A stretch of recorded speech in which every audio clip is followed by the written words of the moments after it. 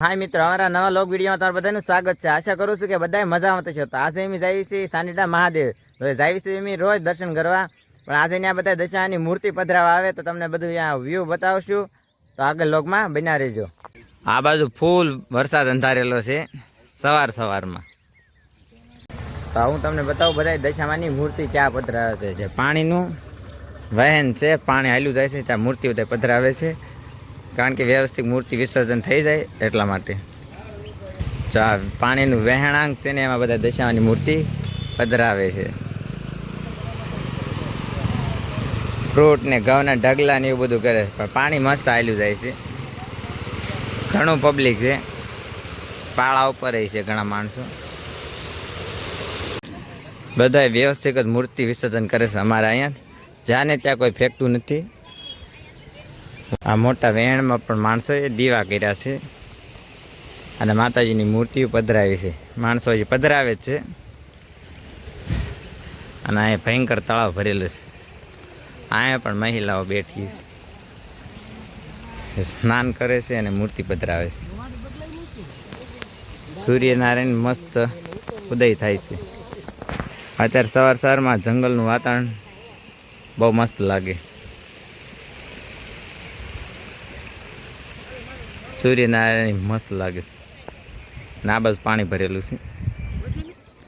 તો હાય મિત્ર, તમને થોડુંક દશામાં વિશે હું કહું કે દશામાના વ્રત માણસો શું કામ કરે છે।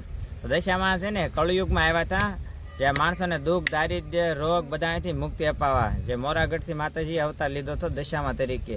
અને અત્યારે માણસો દશામાને આમ પણ પુષ્કળ માને છે અને પ્રેમથી અને ભાવથી માતાજીનું વ્રત કરે છે 10 દિવસનું। ને આજે તો માતાજીના વ્રતનો છેલ્લો દિવસ, એટલે જાગરણ કરીને બધા માતાજીની મૂર્તિનું વિસર્જન કરે છે।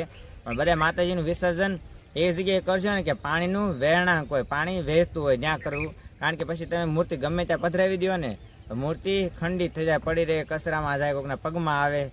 તો બધા મૂર્તિનું વિસર્જન વ્યવસ્થિત કરજો। જય દશામાં। તમને સવારનો એક વ્યૂ બતાવો। આમ જો કેટલું સુંદર મજાનું વાતાવરણ।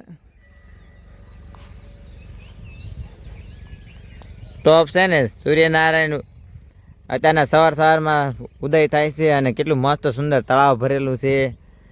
આ બે ફોટોગ્રાફી કરે છે અમારે રાહુલ ને દિલો, અને આ બાજુ સાંડીડા મહાદેવ। બધું અત્યારે લીલું સમ વાતાવરણ છે, એટલે એકદમ આનંદ ને અનુભવ મસ્ત થાય।